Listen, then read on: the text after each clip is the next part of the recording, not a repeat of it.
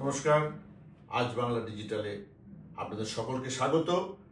রাজনীতি টি20 অনুষ্ঠান আপনারা জানেন প্রতি শনিবার এই সময় এই অনুষ্ঠান নিয়ে আমি উপস্থিত হই।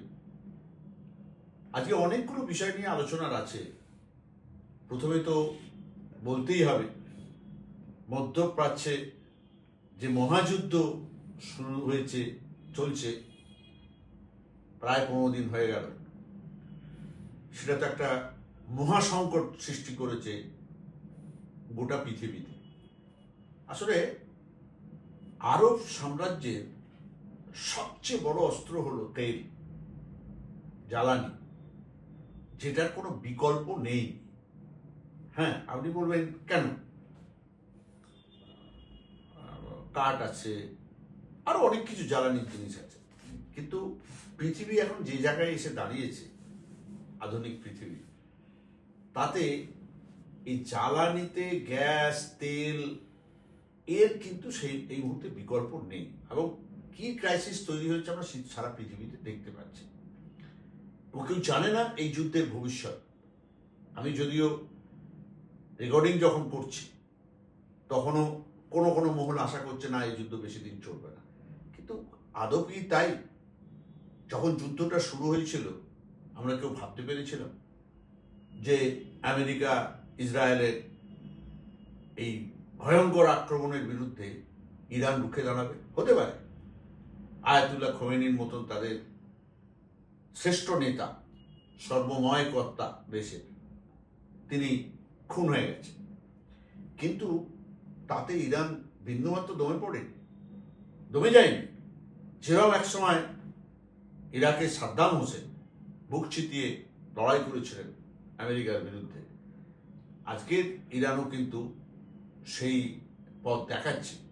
কেউ জানে না যে কোথায় গিয়ে এই যুদ্ধ থামবে, কিন্তু কথা হচ্ছে যে আমাদের দেশে, আমাদের রাজ্যে প্রচন্ড সংকট দেখা দিয়েছে। তেলের সংকট, জ্বালানির সংকট, গ্যাস, তেল, কি হবে কেউ জানে না। মানে আমি যে মুহূর্তে রেকর্ডিংটা করছি খুব একটা অচল অবস্থা, চারিদিকে তাই রং উঠেছে। হোটেল, রেস্টুরেন্ট শিল্প, মিষ্টির দোকান, তারা বলছে যে আমাদের আর কোনো উপায় নেই, সব বন্ধ করে দিতে হবে। মানে এত অল্প সময়ে ঘটনাগুলো ঘটেছে যে তার যে বিকল্প কোনো ব্যবস্থা তারা করতে পারবে সেটা কিন্তু বুঝতে পারেনি। এই যে যারা টোটো চালান, অটো চালান, তাদের যে জ্বালানি সংকট, সেটা তীব্র আকার নিয়েছে। একটা জিনিস বলতেই হয়, আমাদের মাননীয় প্রধানমন্ত্রী নরেন্দ্র মোদী গিয়েছিলেন ইসরায়েলে। ঠিক চলে আসার পর থেকেই এরকম একটা মহাযুদ্ধ শুরু হল।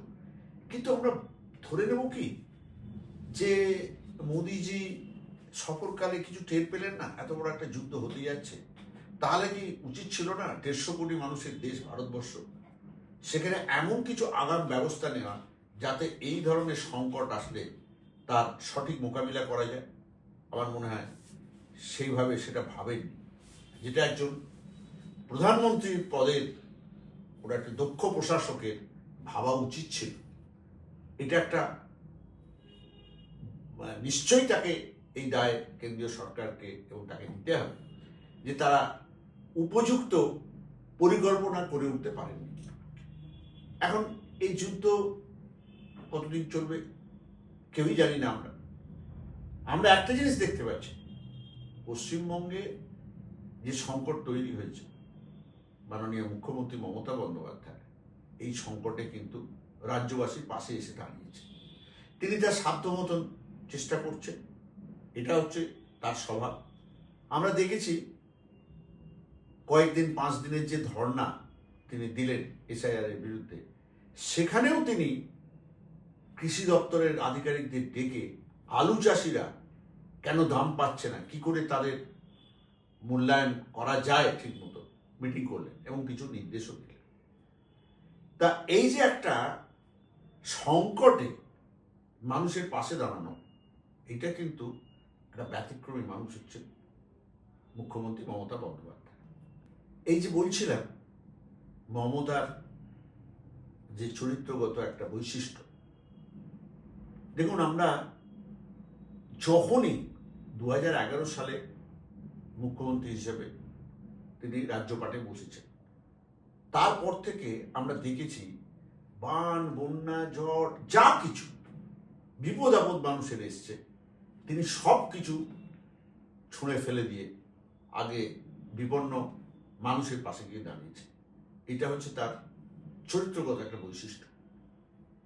এই যে সবচেয়ে বড় ইস্যু পশ্চিমবঙ্গে এখন এসআইআর, শুধু পশ্চিমবঙ্গে বলবো কেন, সারা দেশ তাকিয়ে আছে মমতা ব্যানার্জি পশ্চিমবঙ্গের দিকে। কেন না, এসআইআর এর বিপদ, এসআইআর নিয়ে যে তড়িঘড়ি করা এবং একটা রাজনৈতিক উদ্দেশ্য সিদ্ধি করা চেষ্টা, এটা কিন্তু দেশবাসী আগে বুঝতে পারে। এই জিনিস বিহারে হয়েছে, সাম্প্রতিককালে যে রাজ্যগুলোয় নির্বাচন হয়েছে সেখানেও হয়েছে। এই যে নির্বাচন কমিশন একটা নির্লজ্জ পক্ষপাতিত্ব করছে, কেন্দ্রীয় নির্বাচন কমিশন, এটা দেশবাসী আগে দেখেনি। এবং সেইটার কিভাবে প্রতিবাদ প্রতিরোধ করতে হবে সেটা কিন্তু মমতা বন্দ্যোপাধ্যায় এবং পশ্চিমবঙ্গ দেখালো যে এই জিনিস মেনে নেওয়া মানে গণতান্ত্রিক দেশের যে কাঠামো সেটা ভেঙে পড়াকে মেনে নেওয়া, সেটা বিপন্ন হওয়াটাকে মেনে নেওয়া মমতা বন্দ্যোপাধ্যায় মেনে নেন। আমরা দেখেছি যে তিনি সুপ্রিম কোর্টে পর্যন্ত গিয়ে সওয়াল করেছেন। ভারতবর্ষের প্রথম কোনো মুখ্যমন্ত্রী যিনি সুপ্রিম কোর্টে গিয়ে সওয়াল করেছেন, মুখ্যমন্ত্রী হিসেবে সওয়াল করেননি, লয়ার হিসেবেও সওয়াল করেননি, এনলিস্টেড লয়ার তিনি করেছেন সাধারণ মানুষ হয়ে সওয়াল, সাধারণ মানুষের জন্য। আজকে আপনি ভাবুন তো, এই মুহূর্তে পশ্চিমবঙ্গে 60 লক্ষ ভোটার হতে পারে, তাদের মধ্যে কিছু অসঙ্গতি আছে, কিন্তু এই যে 60 লক্ষ মানুষ একটা অনিশ্চয়তায় দোলায় দুলছে, কিন্তু কে দেয়? এসআইআর নিশ্চয়ই প্রয়োজন, নির্ভুল ভোটাধিকার নিশ্চয়ই প্রয়োজন, কিন্তু হঠাৎ বিধানসভার নির্বাচনের মুখে একেবারে 2 মাসের মধ্যে সব জিনিসটা করতে হবে, কে দিব্যি দিল? বিজেপি নির্বাচন কমিশনার গণেশ কুমারকে বসিয়ে দিব্যি দিল যে এইটা, এই কাজটা হচ্ছে তোমার করতে হবে, নেমে পড়লো মাঠে। এত বড় দেশ, এত বড় রাজ্য, 10 কোটি মানুষের রাজ্য, এটা আর 2 মাসের মধ্যে সব ভোটার লিস্ট তৈরি হয়ে যাবে। বিএলওদের হোয়াটসঅ্যাপে সব দিয়ে দেওয়া, ইনস্ট্রাকশন দিয়ে দেওয়া, তোমরা এইভাবে সব কাজ করো। হাস্যকর। হ্যাঁ, আমরা একটা গণতান্ত্রিক দেশে বাস করি, ভোট হচ্ছে আমার গণতান্ত্রিক অধিকার, সেই অধিকারকে নিয়ে ছিনিমিনি খেলছে। তার কারণ আছে, কারণ হচ্ছে এই যে বিজেপি বুঝেছিল যে ভবিষ্যতে যখন তারা ক্ষমতায় এসেছিল, নরেন্দ্র মোদী যখন প্রধানমন্ত্রীর চেয়ারে বসেছিলেন, তখন বুঝেছিলেন এই দিন আমার থাকবে না, এই হিন্দুত্ব বলে এ হাওয়া বেশি দিন চলবে না। সেটা আমরা দেখেছি, রাম মন্দির উদ্বোধন হয়েছে অযোধ্যায়, তারপরেই লোকসভার 2024 সালের জানুয়ারি মাসে উদ্বোধন হয়েছে অযোধ্যা মন্দির, তার কয়েক মাসের মধ্যে লোকসভার নির্বাচন হয়েছে। সেই নির্বাচনে কি ফল হয়েছে? খোদ উত্তরপ্রদেশে এই কংগ্রেস সমাজবাদী পার্টির যে জোট, তার চেয়ে আসন কমে গিয়েছে। এমনকি অযোধ্যা সংলগ্ন যে লোকসভা নির্বাচন কেন্দ্র ফৈজাবাদ, সেখানে পর্যন্ত বিজেপি পর্যদুস্ত হয়েছে। ওরা বুঝে গিয়েছে যে হিন্দুত্বের হাওয়ায় আর কিছু হবে না, ওরা যে ভেটধারী হিন্দু সেটা ভোটারদের কাছে ধরা পড়ে গেছে। এখন নির্লজ্জ কারচুপি, আমরা পশ্চিমবঙ্গের মানুষ ভোটের কারচুপি দেখেছি, প্রত্যক্ষ করেছি। বামফ্রন্টের বকলমে সিপিএম যেখানে 34 বছর ক্ষমতায় ছিল, তার একটা বিরাট সময় তারা রিগিং সন্ত্রাস করেছিল, সেখানেও ভোটার তালিকায় কারচুপি হতো। তার পদ্ধতিটা একরকম ছিল, আর এর পদ্ধতিটা অন্যরকম। বিজেপির স্বপ্ন, এই স্বপ্ন তারা 2021 নির্বাচনের আগে দেখেছিল। ইসবার 200 পার। আমাদের ক্যাপ্টেন অমিত শাহজি এসে সেই নির্বাচনে আগে বলেছিলেন। এবারে নির্বাচনে আর আসন টাসন নিয়ে ওইভাবে স্পেসিফিক কিছু বলছেন না তারা, কিন্তু স্বপ্ন দেখছেন রাজ্য জয়। একটা তো এসআইআর এর নামে একটা প্রহসন চলছে, সেই প্রহসনের পরিণতি আমরা কেউ জানি না, এবং যে কোনো দিন হয়তো ভোটের নির্ঘণ্ট ঘোষণাও হয়ে যাবে। এটাও দেখেছি আমরা যে ভোটের নির্ঘণ্ট ঘোষণা হওয়ার আগে পশ্চিমবঙ্গে প্যারামিলিটারি ফোর্স মার্চ করছে। এটা ভারতবর্ষে আগে কোনো স্টেটে কেউ কখনো দেখেনি। তো যাই হোক, এত ফোর্স নামিয়ে এবার নিজেরা বিজেপি যারা প্রধান প্রতিদ্বন্দ্বী, যারা মনে করছে তৃণমূলকে তারা হারাবার, তৃণমূল কংগ্রেসকে তারা হারাবার ক্ষমতা রাখে, এবার তারা ক্ষমতা প্রদর্শন করেছে। 1 মার্চ থেকে তাদের গোটা রাজ্য জুড়ে 8টা রথ বিভিন্ন জেলাকে অতিক্রম করেছে। 5000 কিলোমিটার হচ্ছে তারা সমস্ত রাস্তা পরিক্রমা করেছে, ওটা তাদের দাবি। এই রথের উদ্বোধনের সময় 2রা মার্চ রাজ্যে এসেছিলেন কেন্দ্রীয় স্বরাষ্ট্রমন্ত্রী তথা second in command in BJP mister Amit Shah, দলের নবনির্বাচিত সভাপতি নিতিন নবীন, তিনিও এসেছিলেন 2রা মার্চ। দুজন তারা কার্যত শুরুয়াত করে দিয়েছে। তারপর এই বুধবার পর্যন্ত এই রথগুলো সব বিভিন্ন জায়গায় চক্কর কেটেছে। তাতে বিভিন্ন রাজ্যের মুখ্যমন্ত্রী, উপমুখ্যমন্ত্রী, মন্ত্রী, কেন্দ্রের সব ভারী ভারী দপ্তরের মন্ত্রী তারা এসছেন। কিন্তু এই যে পদযাত্রা, পরিবর্তন পদযাত্রা নাম দিয়েছিল, এই যে পদযাত্রা সব হলো সারা পশ্চিমবঙ্গ জুড়ে, কোথায় সাড়া? প্রশ্নই নেই। মানে বহু জায়গায় আপনারা জানেন, টিভিতে দেখেছেন, সংবাদপত্রে পড়েছেন যে বহু জায়গায় পরিবর্তন যাত্রা সবাই করতে পারেনি, সেখানে শুধু মঞ্চ আর খালি চেয়ার পড়ে আছে, কোনো লোকজন নেই। এখন তারা বলতে পারে যে হ্যাঁ, ভোটাররা কেন যাবে পরিবর্তন যাত্রা দেখতে, সভা শুনতে? তারা ইভিএম মেশিনে গিয়ে সব করবে, হতে পারে, তারা সেই অলিক স্বপ্নে বিভোর হয়ে থাকুন। কিন্তু কথা হচ্ছে যে দলটার কি অবস্থা, এত সব হেভিওয়েট নেতা এলেন গেলেন, তারা সাড়া জাগাতে পারলেন না। দাবি করছে যে দলের নিজের তলাকে চাঙ্গা করা গেছে। নিজের তলা কোথায়? এই যে একটা এসআইআর পর্ব চলছে, মানুষ বিপদের মধ্যে আছে, এই ফর্ম ফিল আপ করে দেওয়া, এই করে দেওয়া, সে করে দেওয়া, কোথাও কিছু বিজেপির কোনো নামগন্ধ আছে? নেই।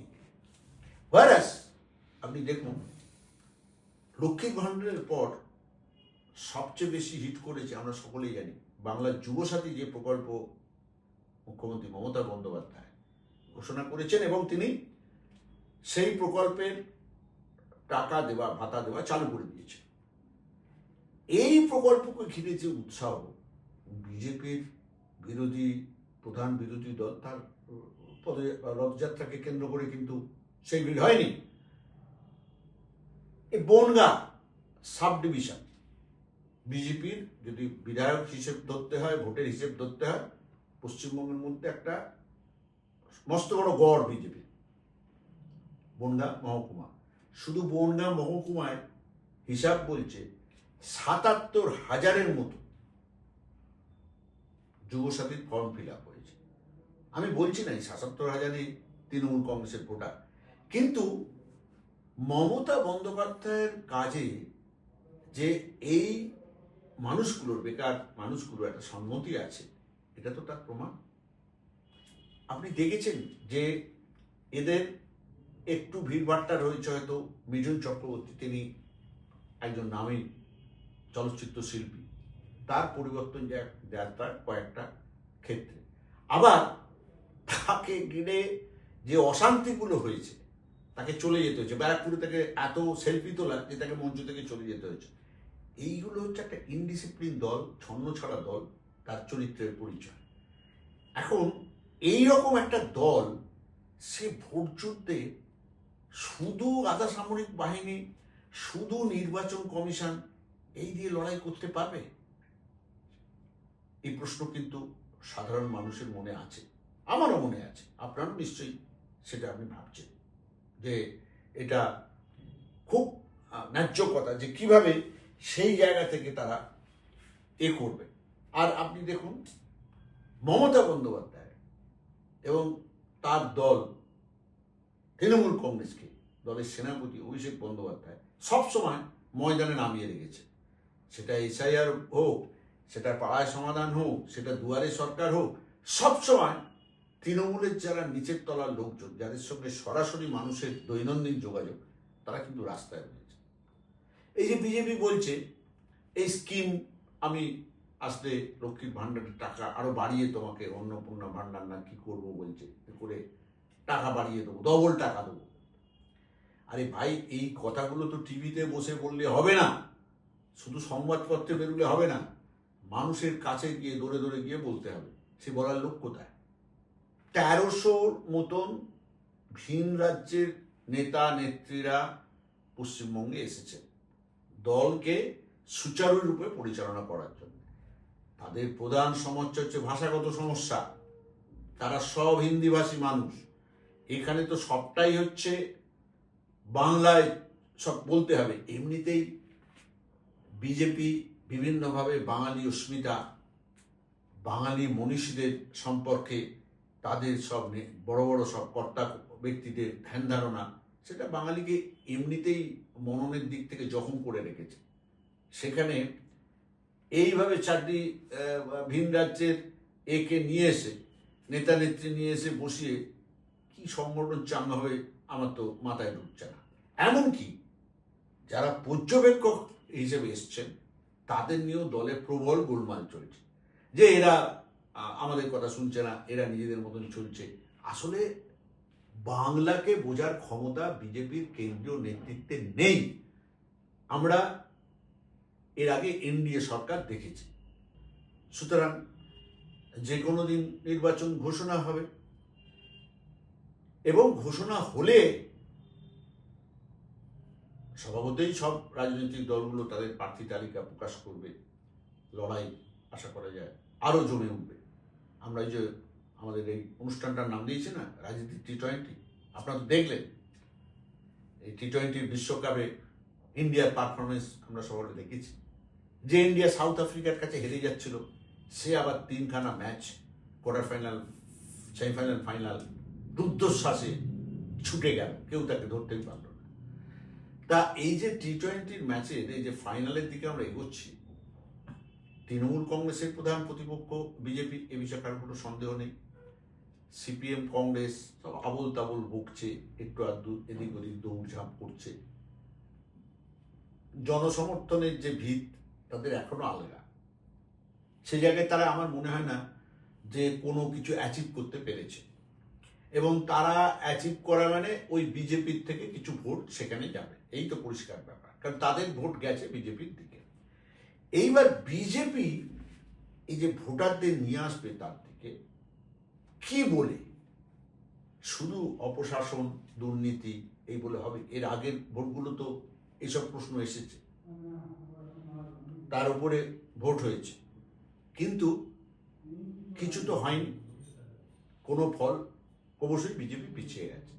এবার বিজেপিকে এগুলোর জন্য যে সমস্ত প্রচেষ্টা তাদের কর্মকর্তারা করছেন, তা কতটা কিভাবে ফলপ্রসূ হবে সেটা সকলের মনে সন্দেহ আছে। সন্দেহ আছে এই জন্যে যার সঙ্গে লড়াই, যাদের সঙ্গে লড়াই, তাদের নেত্রী হচ্ছেন মুখ্যমন্ত্রী মমতা বন্দ্যোপাধ্যায়। দেখলেন 5 দিন এসআইআর মতন একটা ইস্যুকে নিয়ে কিরকম রাস্তায় পড়ে রইল।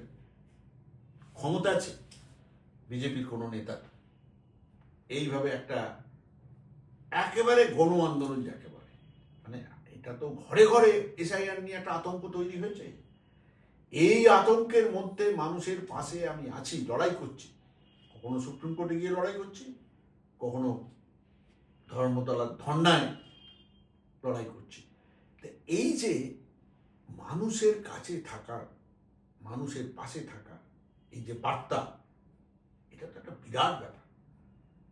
এবং সেটা আমরা জানি মমতা বন্দ্যোপাধ্যায় যে শুধু ভোটের সময় এটা করেন তা নয়, এই যে বিজেপির পর্যবেক্ষকরা এসে এখন বলছেন দলের রাজ্যের কর্মকর্তাদের যে তোমরা সারা বছর কিছু করো না, শুধু ভোট এলে তোমরা মিছিল করো, মিটিং করো। এইটা কি করে সংগঠন পাকাপোক্ত হবে, মানুষের কাছে গ্রহণযোগ্যতা, বিশ্বাসযোগ্যতা কি করে তৈরি হবে? ঠিকই কথা, সারা বছর কোনো বিপদে আপদে যাদের আপনি দেখতে পাবেন না, তারা কি করে হবে, মানুষের কাছে তাদের গ্রহণযোগ্যতা, বিশ্বাসযোগ্যতা তৈরি হবে না। সুতরাং এই যে এখনো পর্যন্ত লড়াইটা কিন্তু অসম, এবং বিজেপি আশায় বুক বেঁধে বসে আছে যে এসআইআরে এমন একটা কিছু ঘটবে যে লক্ষ লক্ষ মানুষের নাম বাদ চলে যাবে এবং তারা সেই সুবাদে ভোটে জিতে যাবে। আচ্ছা, আমি একটা তর্কের খাতিরে বললাম যে একটা কনস্টিটিউয়েন্সি ধরুন 5,000 10,000 ভোটার বাদ গেছে, তো বিজেপি জানে সেই ভোটার যারা বাদ গেছে তারা কারা, তারা তাদের ভোটার কিনা প্রতিপক্ষের ভোটার কিনা জানে? বিজেপির সেই নেটওয়ার্ক আছে? নেই, সবটা করেছে এজেন্সিকে দিয়ে। কিন্তু এজেন্সি মানুষ চিনবে কি করে? মানুষ চিনতে গেলে দল চাই। এই যে আমি বলছি বারবার, এই যে একটার পর একটা কর্মসূচি বলতে পারে যে আইপ্যাকের মাধ্যমে অভিষেক বন্দ্যোপাধ্যায় এইভাবে জিনিসগুলো সাজিয়েছে, সেই জন্যই আইপ্যাককে হামলা করে থামিয়ে দেবার চেষ্টা করেছে, হতে পারে। কিন্তু এই যে কর্মসূচিগুলো মাসের পর মাস, আপনি দেখুন কোনো মাসে তৃণমূল কোনো কর্মসূচি নেয়নি, পাড়ায় ঘোরা, মানুষের দৌড়ে যাওয়া, এরকম যায়নি। ভাইরাস বিজেপি কোনো ধারাবাহিকতা আছে, কোনো আন্দোলন আছে, কোনো কর্মসূচি আছে? কিচ্ছু নেই। তাহলে এবার নির্বাচন কমিশন বারবার বলছে আমরা সন্ত্রাস হতে দেব না। ভালো কথা, এটা হওয়া উচিত। আরে ভাই, এই যে ভোটগুলো বিগত লোকসভা বিধানসভার যে ভোটগুলো গিয়েছে, ভোটের দিনে বিজেপি বিরোধী দলগুলো বলেছে যে ভোট লুট হয়েছে, ভোট নিরপেক্ষ হয়নি, বলেছে আমরা জিতবো। সিপিএম 2016 সালে জিতে সরকার করবে বলে আলিমুদ্দি স্ট্রিটে মিটিং করছিল, ভোটের রেজাল্ট বেরোনোর আগের দিন সূর্যকান্ত মিশ্রর নেতৃত্বে মিটিং হচ্ছিল যে ভোটে জিতবো। তো 2021-এর নির্বাচনে তো বিজেপি তো সেই রকমই তো আশা করেছিল যে জিতে সরকার প্রকার হবে, কে কোন দপ্তরের মন্ত্রী হবে, সব নিয়ে দৌড়ঝা পাড়া করেছিল। তা সুতরাং ভোটের সময় শুধু ভোট ফাঁকি হয়ে আমি মানুষের দোরগোড়ায় যাব, মানুষকে হাত জোর করে বলবো আমি আপনাদের পাশে এসছি, আপনি আমাদের দেখুন, এই রাজনীতি করে আমার মনে হয় না যে রাজ্য দখল করা যাবে। আমরা অপেক্ষা করব যে লড়াইটা কিভাবে জবরদস্ত হয়, আদৌ হয় কিনা, আমরা তার জন্য আমাদের অপেক্ষা করতে হবে। আজকে এই পর্যন্ত।